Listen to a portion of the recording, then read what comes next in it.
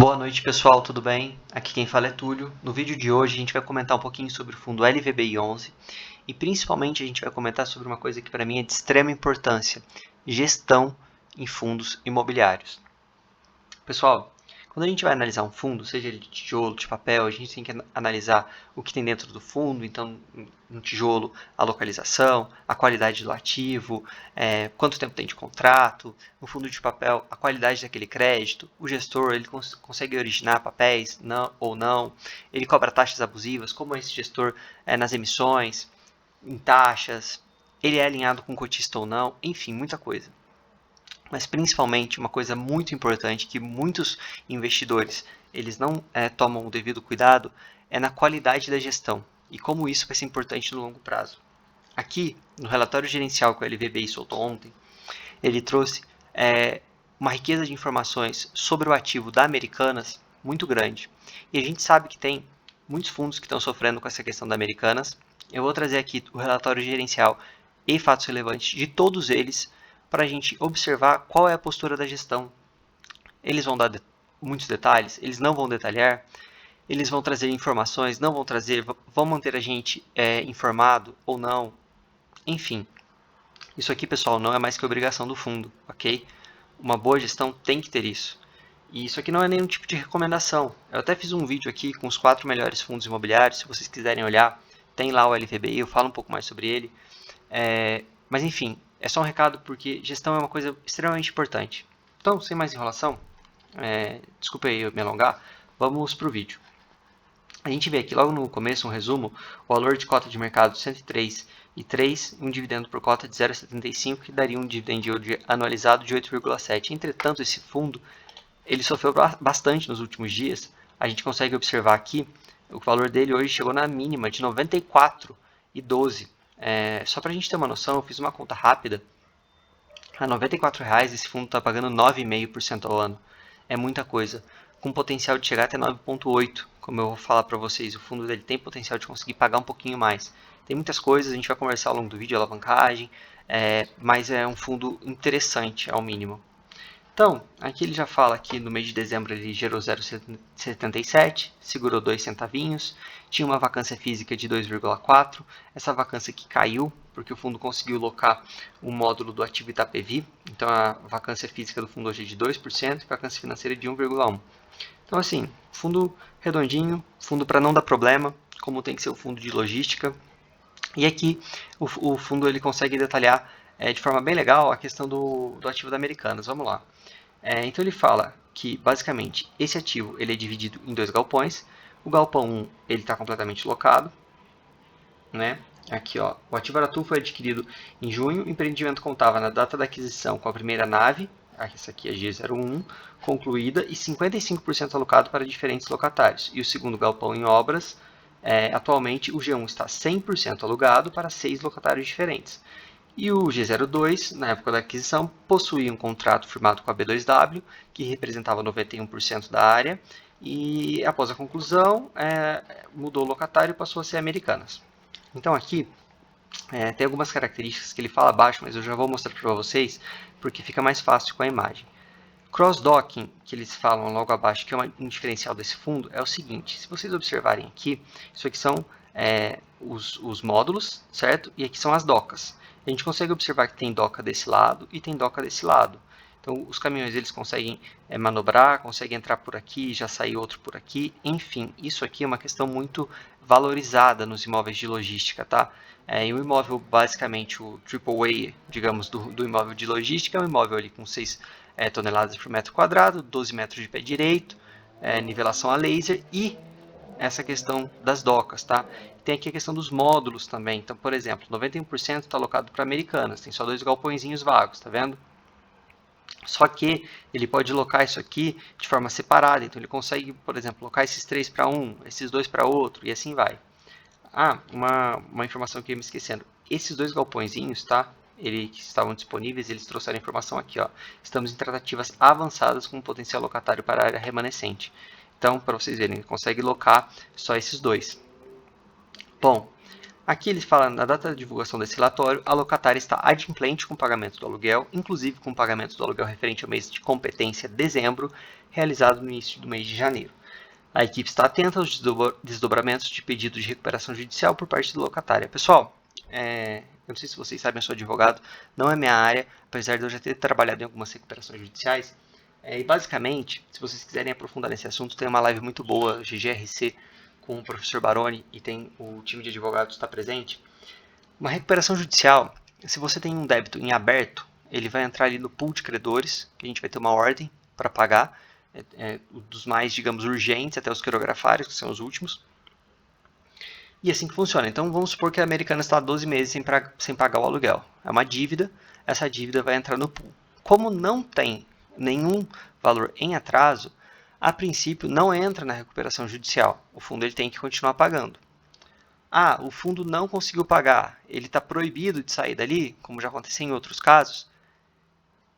Eu entendo que não, e vou explicar por quê. Quando você tem uma empresa que está em recuperação judicial e aquele ativo é o único ativo dessa empresa, então ele depende daquilo para gerar receita, para conseguir pagar a sua dívida, o juiz ele vai postergar essa saída. Mas a Americanas ela tem galpões pelo Brasil todo.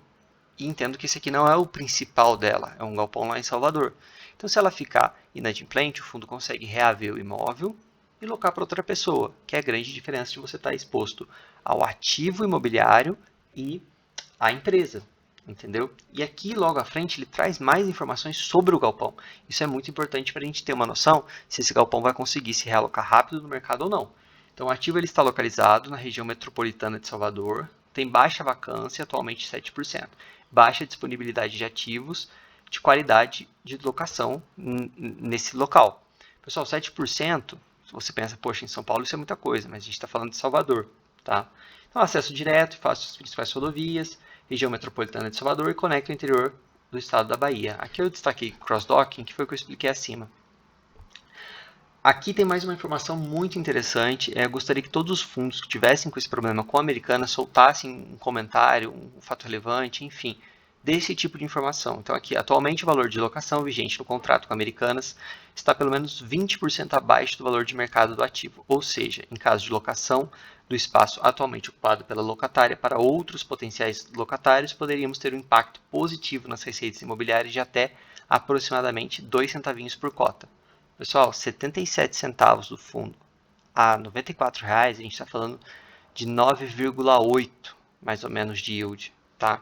Para um fundo de logística é bastante coisa. Aqui ele fala do histórico do fundo, quando ele fez as aquisições.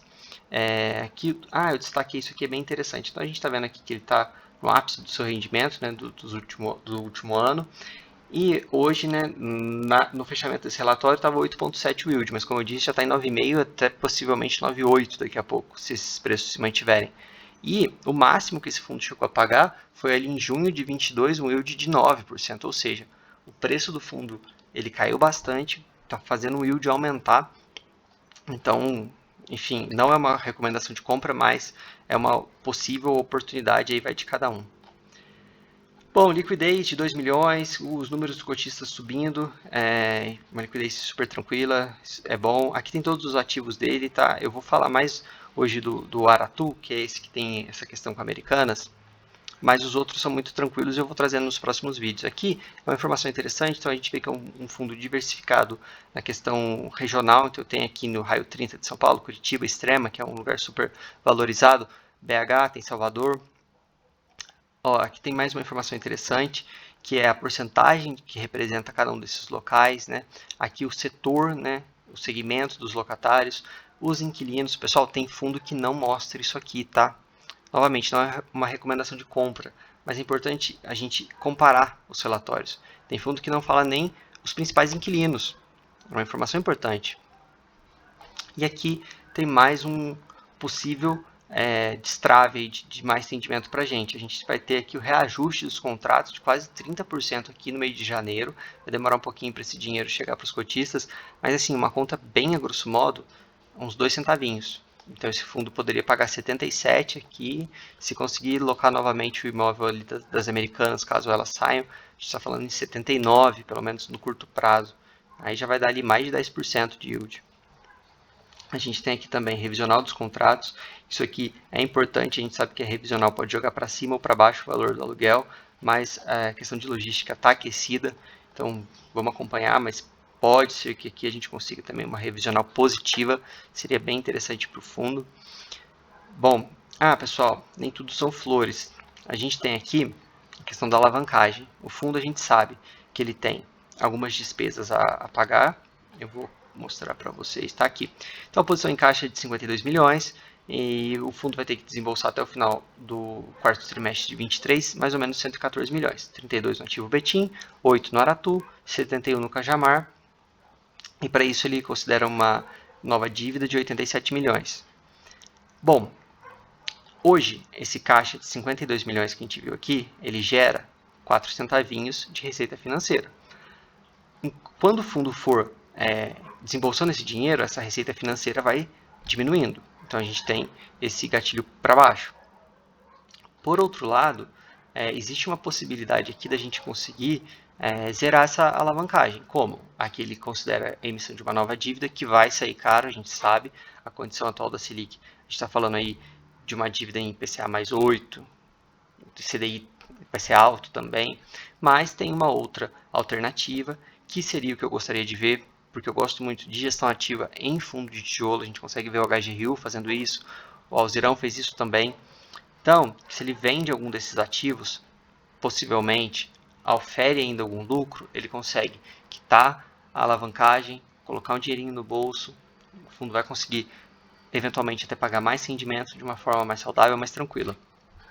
Claro, tem que avaliar caso a caso, depende de ter uma proposta, não é um banco imobiliário que a gente consegue vender do dia para a noite, a gestão é qualificada e caso ela tenha que emitir uma dívida, que ela consiga um pré-pagamento sem multa, porque esse fundo, caso ele conseguisse uma emissão, o patrimonial dele é alto, é mais de 115 reais, mas caso ele conseguisse, também seria muito interessante para conseguir quitar essa alavancagem dessa forma.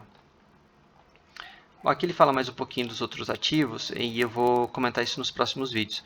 Mas pessoal, o recado que eu quero deixar aqui hoje é esse, analisar um fundo tem muitas coisas que a gente tem que tomar cuidado. Então a qualidade do ativo, a localização, fundo de papel, a qualidade do crédito, a relação risco-retorno, mas principalmente a gente tem que acompanhar a gestão. Ela é alinhada, ela presta informações, ela faz a obrigação, isso aqui de hoje é a obrigação.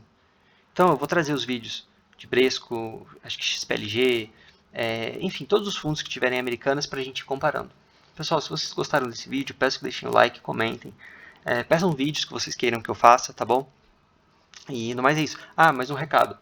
Hoje a gestão, tanto do LVBI quanto do PVBI, eles vão participar de uma live no canal do Baroni. Então é muito interessante, sugiro vocês acompanharem. E se vocês quiserem, eu posso fazer um vídeo resumo, tá, com as principais informações dessa live. Pessoal, por hoje é só. Até mais. Um grande abraço.